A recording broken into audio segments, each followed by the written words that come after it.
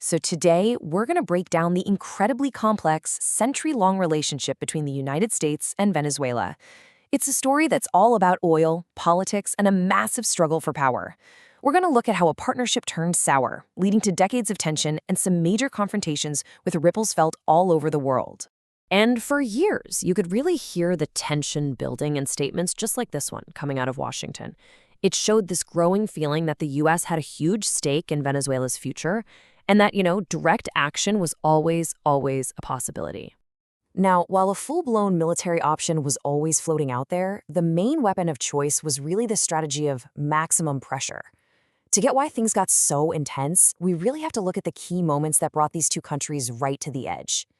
We'll dig into the history and the chain of events that just kept fueling this fire. All right, let's start at what you could call the boiling point. This wasn't something that happened overnight. Nope, it was a result of years of economic squeezing, political bad blood, and military posturing that brought the U.S. and Venezuela closer to a real fight than at any other time in their modern history. So the U.S. basically came at the Maduro government from every possible angle.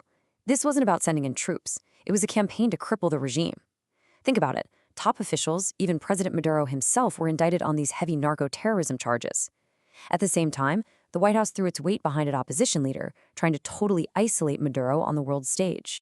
But to really truly get this conflict, you have to rewind, way back. See, the relationship between the U.S. and Venezuela wasn't always this hostile.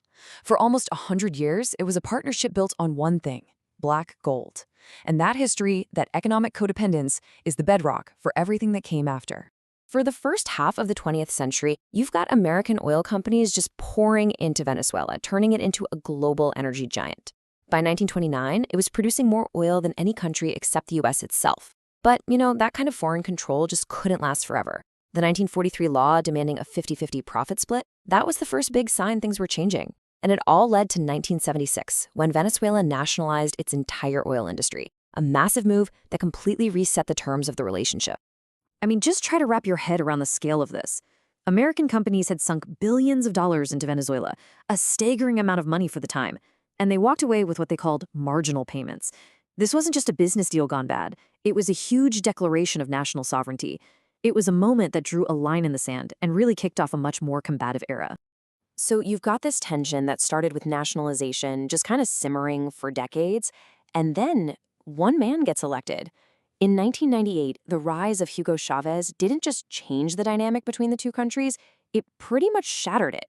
Under Chavez, the government's whole strategy shifted from profit sharing to just outright taking ownership. It's a policy called expropriation.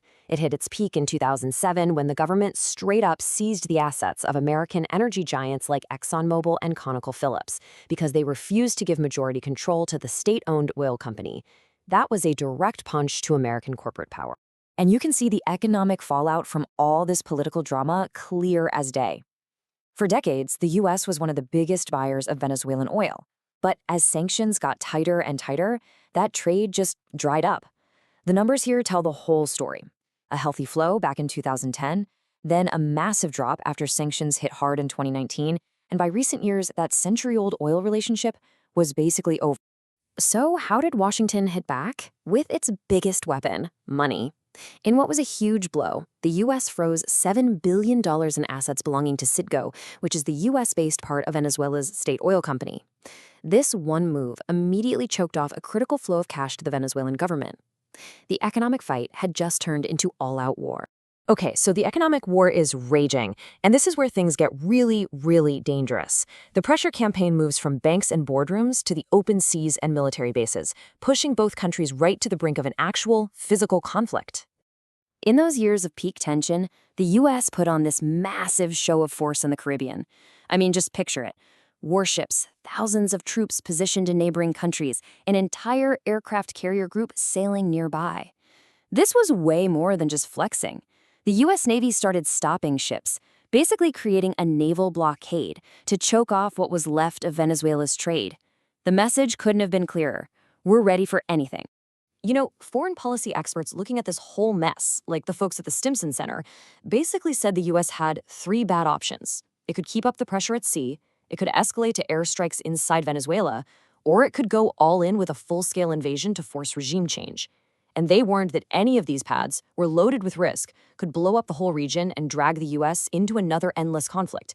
In the end, that maximum pressure campaign was kind of a mix of the first two, all while keeping the third one on the table as a very real threat. Right, and none of this happened in a bubble.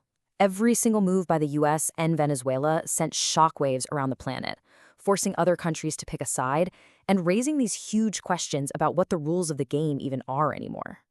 And the reaction from the rest of the world? Well, it split right down the middle, pretty much exactly how you'd expect. The big Western allies were mostly on board with getting rid of Maduro, even if they were a little nervous about the methods. But on the other side, you had rivals like Russia and China just slamming the US actions. Russia called it armed aggression. China said it was deeply shocked. You even saw this split inside Latin America, with some leaders cheering the pressure and others calling it a huge violation of international law. Almost immediately, security analysts started asking, okay, what's the domino effect here?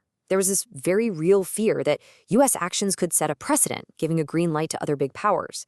Would Russia feel more confident trying to take out leaders in Ukraine? Would China feel like it needed to move faster on Taiwan before the US could do something similar there?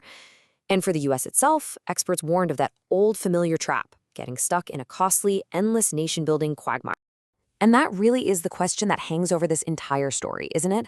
The campaign against one country's leader has created this massive challenge for the whole world, a question the UN Secretary General himself put out there.